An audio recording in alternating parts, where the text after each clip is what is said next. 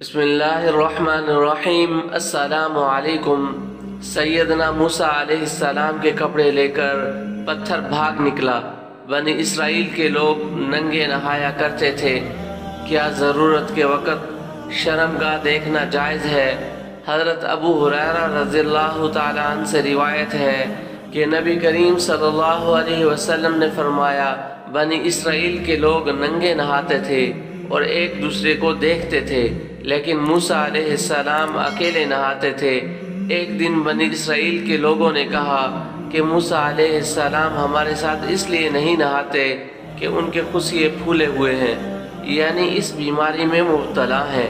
ایک مرتبہ حضرت موسیٰ علیہ السلام غسل کے ارادے سے نکلے، اپنے کپڑے اتار کر ایک پتھر پر رکھے تو وہ پتھر ان کے کپڑے لے کر بھاگ نکلا۔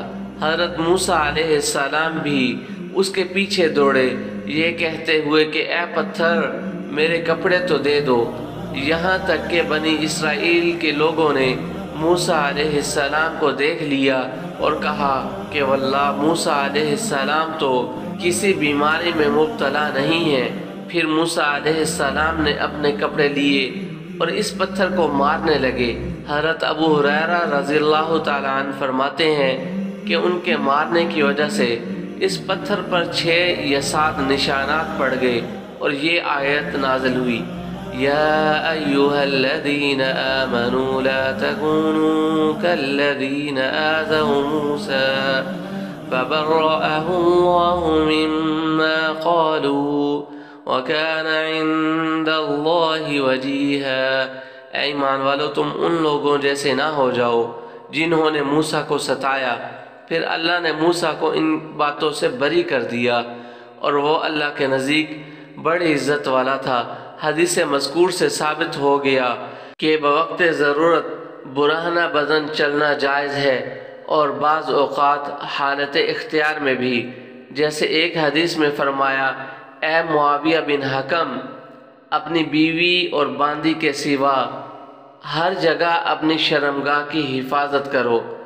نمبر 2، ضرورت کے وقت شرمگاہ کا دیکھنا جائز ہے، جیسے علاج معالجہ کے وقت۔ معلوم ہوا کہ تنہائی میں برہنہ ہو کر غسل کرنا بھی جائز ہے، اگرچہ شرمگاہ کا ڈھانپنا افضل ہے۔ ہماری شریعت میں جو حکم سابقہ شریعتوں کے خلاف ہو، وہاں سابقہ شریعت پر عمل کرنا جائز نہیں ہوگا۔ نمبر 3، معلوم ہوا کہ اللہ تعالیٰ اپنے نبیوں اور رسولوں کو خلقت اور اخلاق دونوں طرح سے کامل پیدا کرتے ہیں۔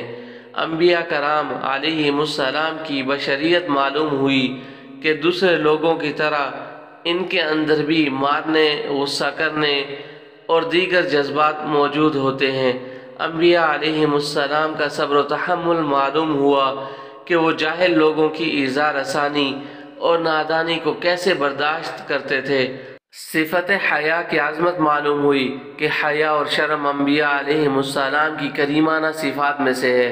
اللہ تعالیٰ آپ سب کو اپنے حفظ و امان میں رکھے اور دونوں جہانوں کی خوشیاں عزتوں کے ساتھ نصیب فرمائے۔ آمین ثم آمین، واللہ اعلم بالصواب۔